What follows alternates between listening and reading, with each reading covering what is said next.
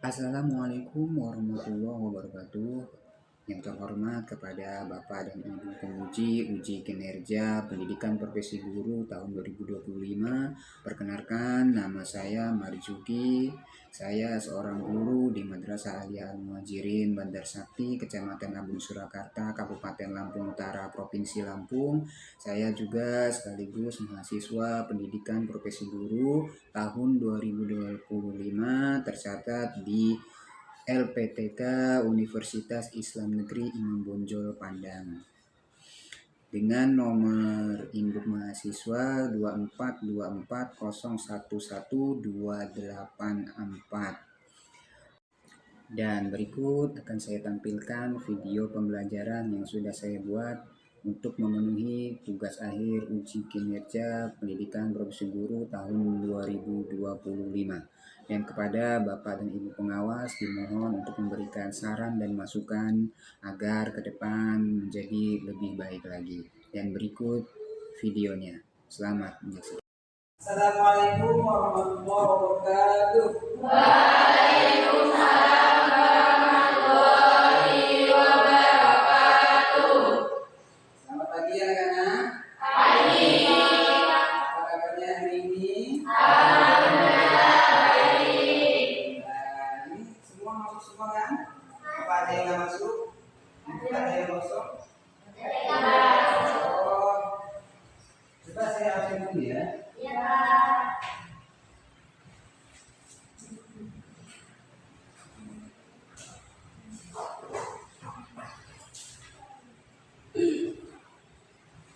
Arleza, Aulia, Bila, Asna, Uriyatul Kholisah, Intan Permatasari, Iki Paramito, Marcelina, Nanda Putra Jaya Albaik,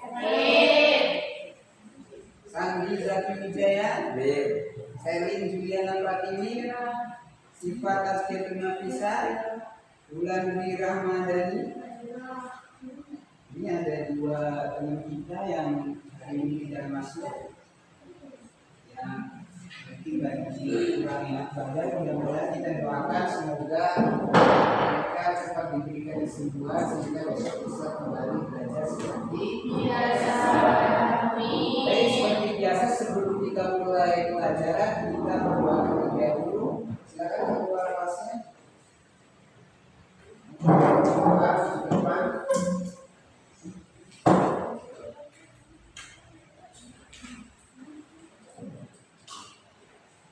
Semua siap. Berdoa mulai.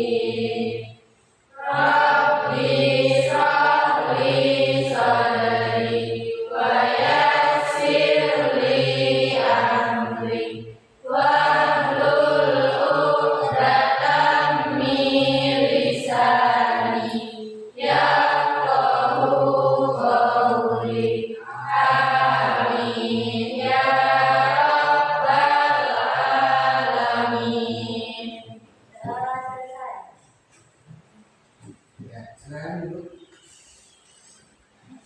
Baik, anak-anak sekalian, seperti biasa Bapak sering mengajar Quran hadis. Dalam kesempatan kali ini kita akan melanjutkan pelajaran selanjutnya. Ya, masih ingat pelajaran yang kemarin? Masih. Ya, kita sudah belajar tentang hadis. Nina, coba apa itu hadis? Ya, hadis itu apa?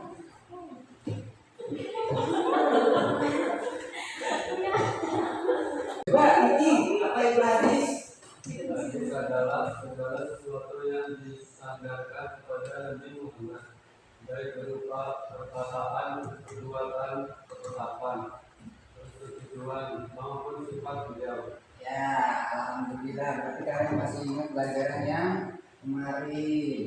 Hadis itu intinya setiap perkataan, perbuatan maupun ketetapan yang berasal dari Nabi Muhammad.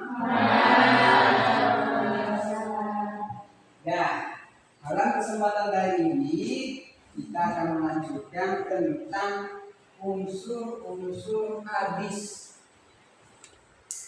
Nah, nanti silakan coba dibaca dulu. Sifat tujuan dari pembelajaran kita pada kesempatan hari ini. Silakan. Sifat. Yang pertama, menjelaskan pengertian hadis. kemudian yang kedua, Mengidentifikasikan unsur-unsur hadis. ketiga. Menunjukkan contoh hadis beserta menjelaskan unsur-unsur hadis. Ya, ini adalah materi kita pada kesempatan hari ini. Mudah-mudahan apa yang menjadi tujuan pembelajaran kita pada hari ini senantiasa Allah ridhoi dan kalian mendapatkan pemahaman yang lebih baik. Masih semangat? Nah, untuk tambah semangat, ayo berdiri semua.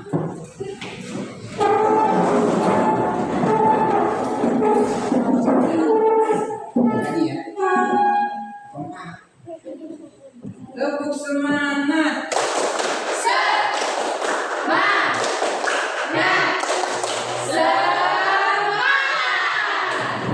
Alhamdulillah, silakan duduk kembali. Oke, kita langsung saja. Pertama tentang unsur-unsur hadis. Unsur-unsur itu berarti bagian daripada hadis. Dalam hal ini bisa disebut juga komponen hadis. Berarti hadis itu terdiri apa aja? Yang pertama itu namanya sanad. Sanad itu apa? Sanad itu dari hadis. Berarti siapa? Orang yang menyampaikan hadis. Kemudian yang kedua apa? Matan itu apa? Intinya. Kalau nggak ada intinya, ya nggak bisa dikatakan hadis. Kemudian yang ketiga apa? Rawi yang bertugas mengumpulkan hadis. Menjadikan satu buku, nah itu namanya rawi. Selanjutnya, nah unsur hadis yang pertama itu tadi apa namanya? Sanad. Apa itu sanad? Sanad itu rangkaian perawi atau orang-orang yang meriwayatkan hadis dari generasi sahabat hingga perawi terakhir yang mencatatnya. Siapa itu sahabat? Orang yang hidup ketika zaman Nabi Muhammad. Dia hidup di zaman Nabi dan ketemu Nabi. Itu namanya sahabat. Kalau dia hidupnya sesudah Nabi wafat, namanya tabi'in. Di bawahnya lagi tabi'in namanya tabi'in.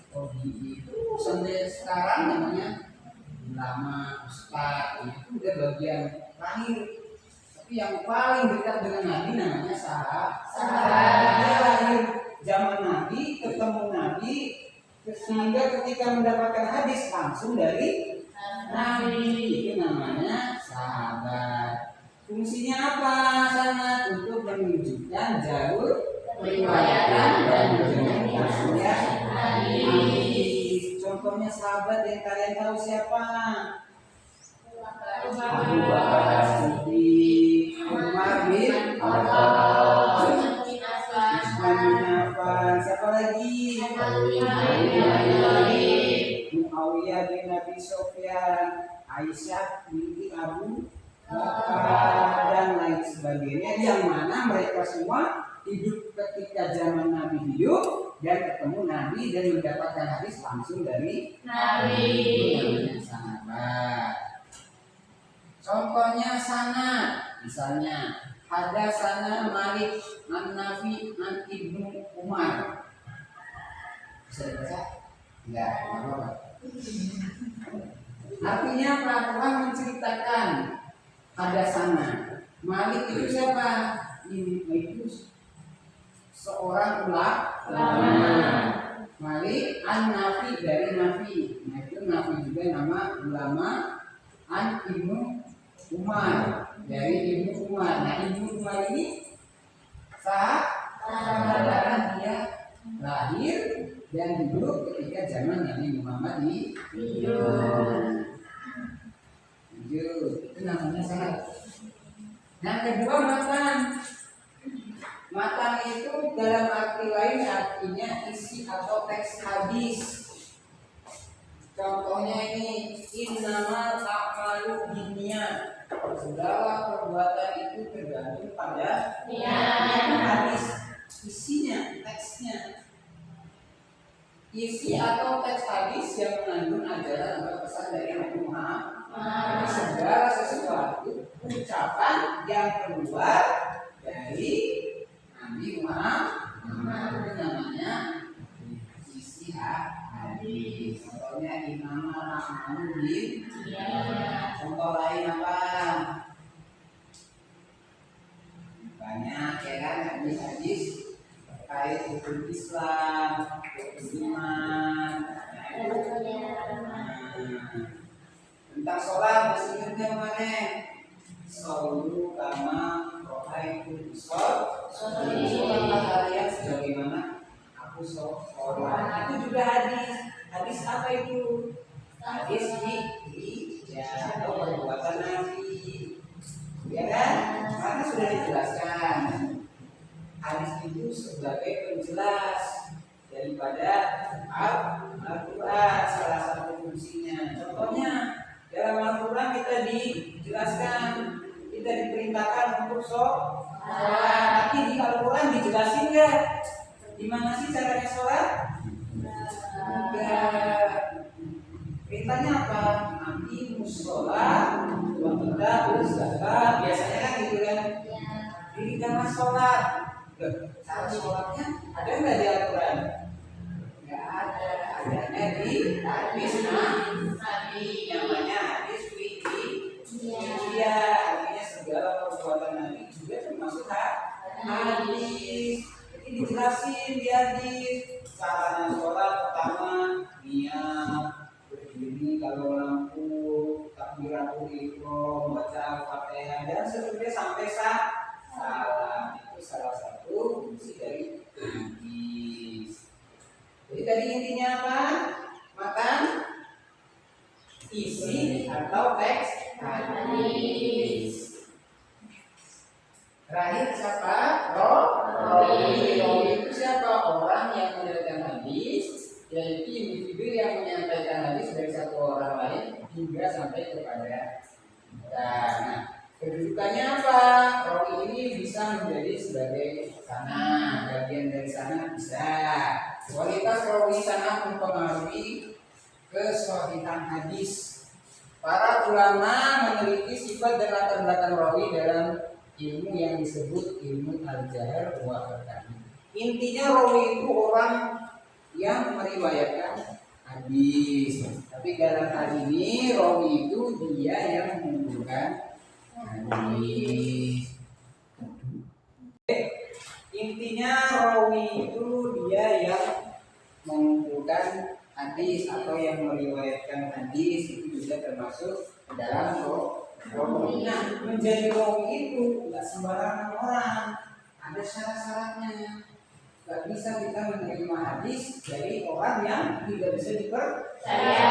Contohnya si Kiki misalnya, itu suka bohong misalnya ya, bisa contoh.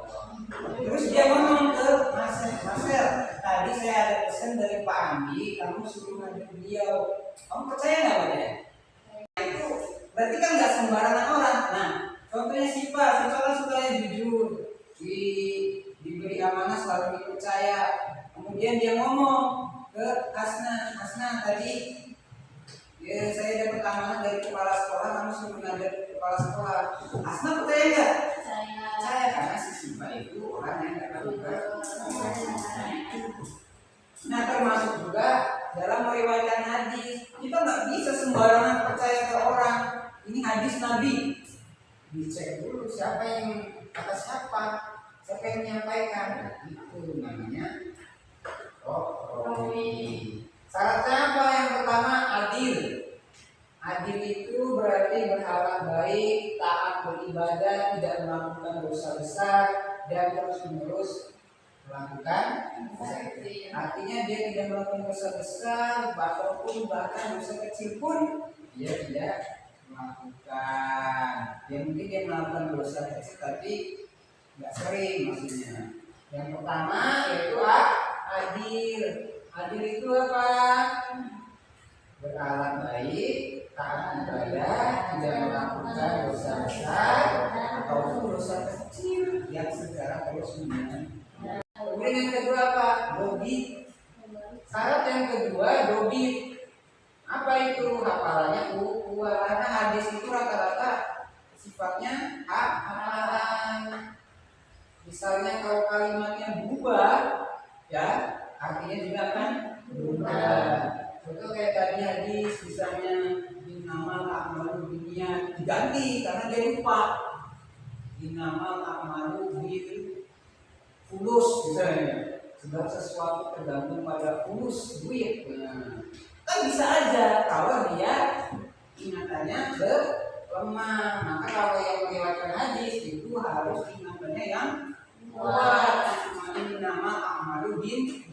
Segala sesuatu tergantung padanya. Terus dari zaman selama dia hidup dia mengingat terus hadis itu yang dia ingat sampai dia mau wafat tetap ingat hadisnya, kalimatnya tidak berubah. Kemudian yang ketiga, sambung sanadnya lagi harus benar-benar mendengar langsung dari guru yang disebut. Seperti tadi contoh tadi yang pertama tadi.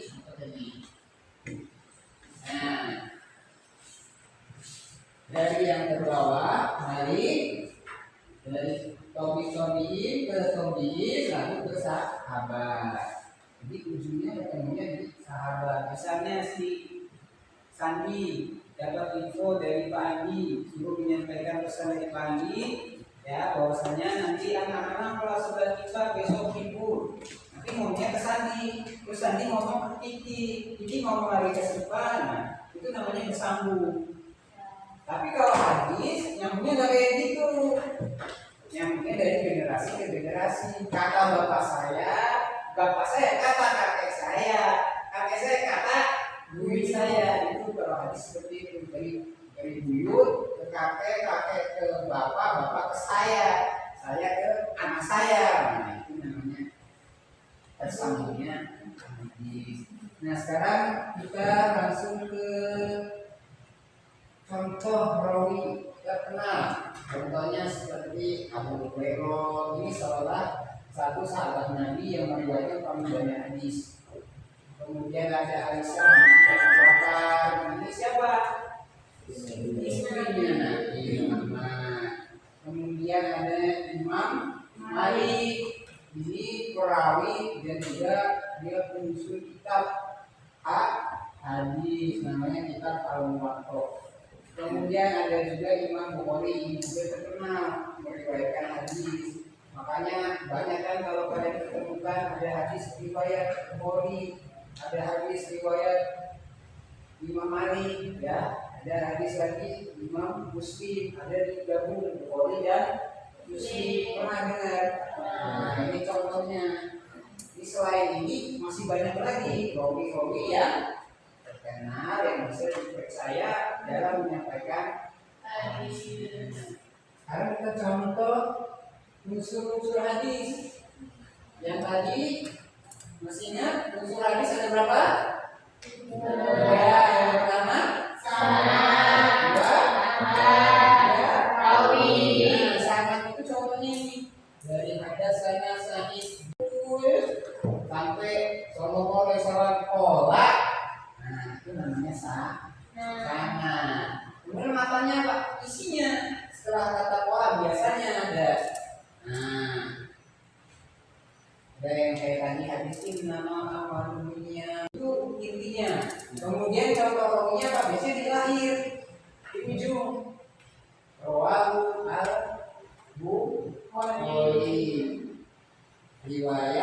Imam Bukhari. Ada rawahu Bukhari Muslim, rawahu Imam Malik. Nah, itu namanya rawi. Paham ya? Setelah ini nanti saya akan bagikan kalian tugas. Kita bagi kelompok, setiap kelompok mengerjakan satu tugas. Nanti setelah tugasnya selesai, nanti maju untuk presentasi. Tugasnya apa? Kalian meneliti, mengamati itu hadis itu yang mana yang dimaksud sana, yang mana yang dimaksud matan, yang mana dimaksud rawi. Bisa? Bisa. Nanti itu kelompok 1, kelompok 2, kelompok 3, kelompok 4. Saya punya 4 tugas. Ini kelompok 1. Silakan nanti ada sana biar bisa kelompok. Kelompok 2, kelompok 3, kelompok 4. Tugasnya kalian tentukan dari teks itu mana yang dimaksud sanad, mana yang dimaksud matan, dan mana yang dimaksud rawi. Kita yang kelompok nanti di syuting tapi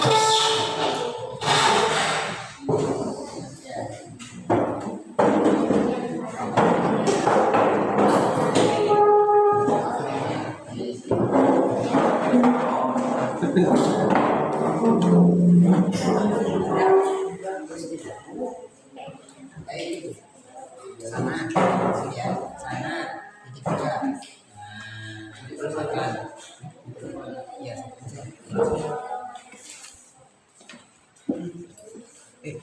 Sekarang baca di. Enggak mau maju. Jadi kamu terus.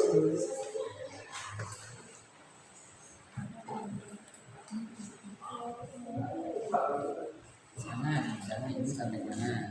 Berapa tuh? Oh, itu maju satu orang aja.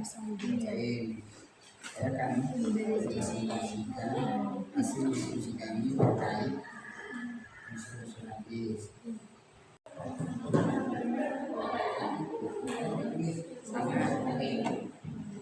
dari mana ke mana?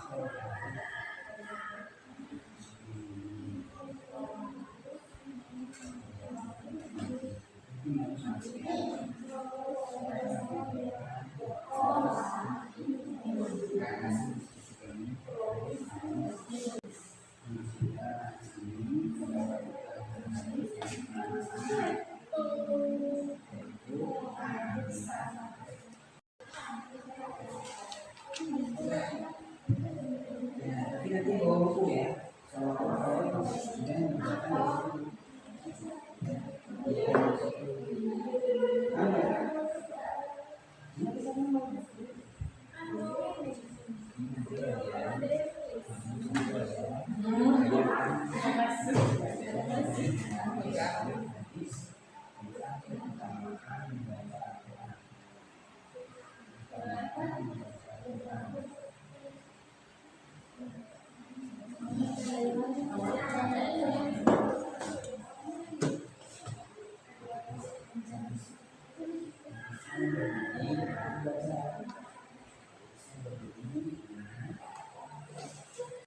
Ya siap?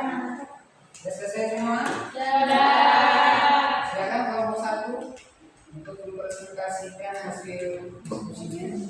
Assalamualaikum warahmatullahi wabarakatuh. Waalaikumsalam warahmatullahi wabarakatuh.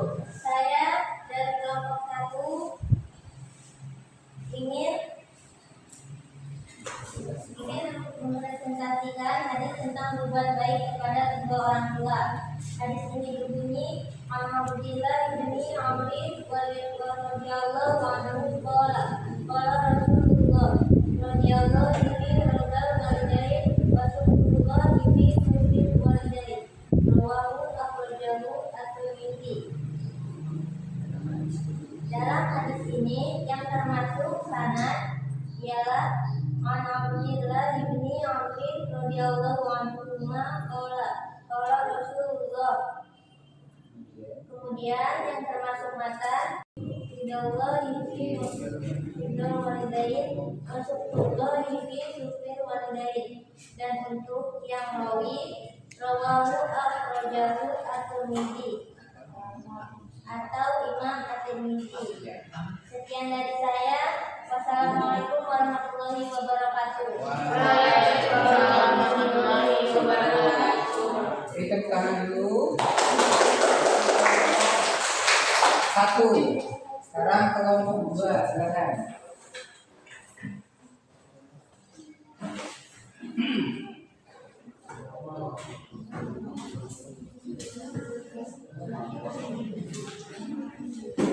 Assalamualaikum warahmatullahi wabarakatuh. Waalaikumsalam warahmatullahi wabarakatuh. Saya di sini perwakilan dari kelompok 2 ingin mempresentasikan hadis tentang keutamaan membaca Al-Quran. Hadis ini berisi An Abi Umamah radhiyallahu anhu qala sami'tu Rasulullah sallallahu alaihi wasallam yaqulu iqra'ul Qur'an fa innahu ya'ti yaumil qiyamah sami'a qira'ahu. Dari hadis ini terdapat 3 unsur, yaitu sanad, matan, dan rawi. Yang termasuk sanad yaitu An Abi Umamah radhiyallahu anhu qala sami'tu Rasulullah sallallahu alaihi wasallam. Dan yang kedua matan yaitu Iqra'ul Qur'an fa innahu ya'ti yaumal qiyamati safi'an las hadi. Dan yang ketiga rawi yaitu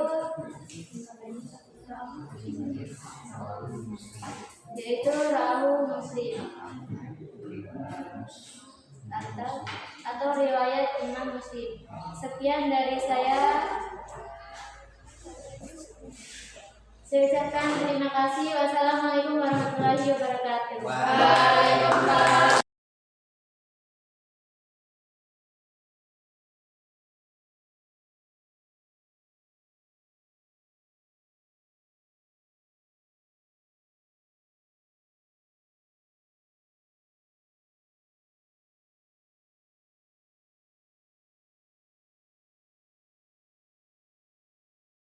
Ya, silakan kembali ke tempatnya semula.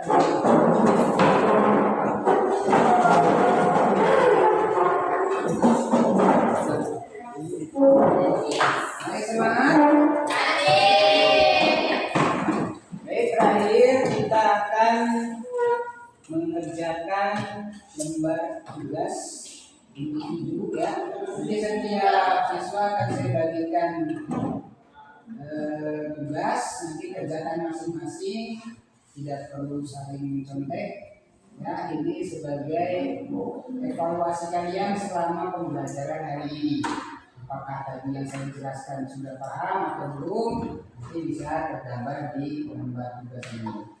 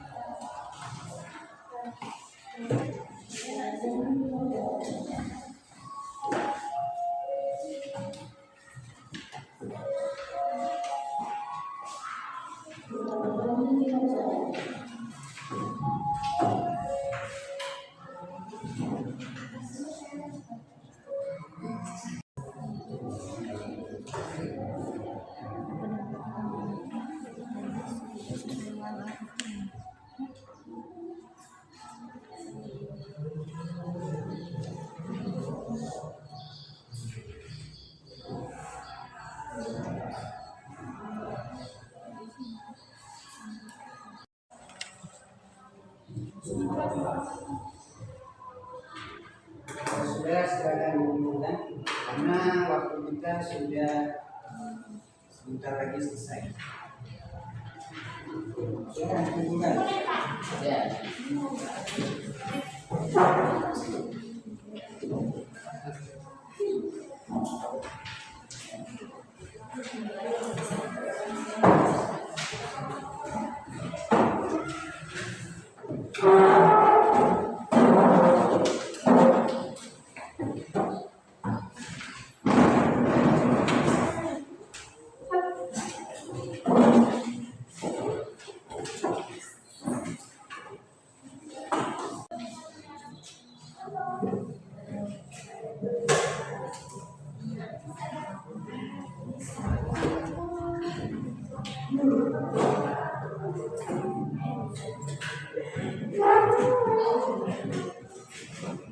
Ya semua?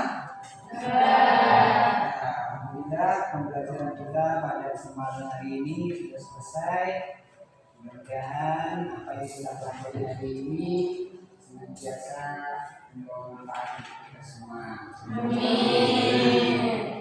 Jangan lupa tetap semangat dalam belajar karena dengan kalian semangat kalian akan mendapatkan hasil. Kita coba sekali lagi ya, terus semangat ya. Sekarang berdiri semua.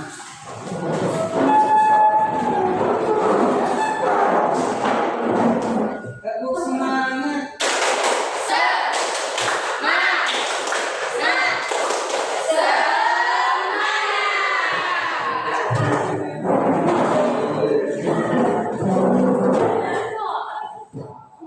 Baik, sebelum kita menutup perjumpaan kita pada hari ini, siapa yang mau membacakan kesimpulan kita pada hari ini? Nah, silakan. Baik, sebelum kita tutup perjumpaan kita, seperti biasa, sebelum kita akhiri, silakan kepada kalian yang membacakan kesimpulan kita pada pelajaran hari ini. Coba Asma dibacakan. Hari ini kita mempelajari tentang unsur-unsur hadis. Yang pertama sanad, yang kedua matan, yang ketiga rawi. Baik, sebelum kita tutup, kita berdoa terlebih dahulu kafaratul majlis. Sama dengan doa kafaratul majlis. Bismillahirrahmanirrahim. Subhanakallahumma wa bihamdika asyhadu an la ilaha illa anta astaghfiruka wa atubu ilaik. Saya ini assalamualaikum warahmatullahi wabarakatuh. Waalaikumsalam warahmatullahi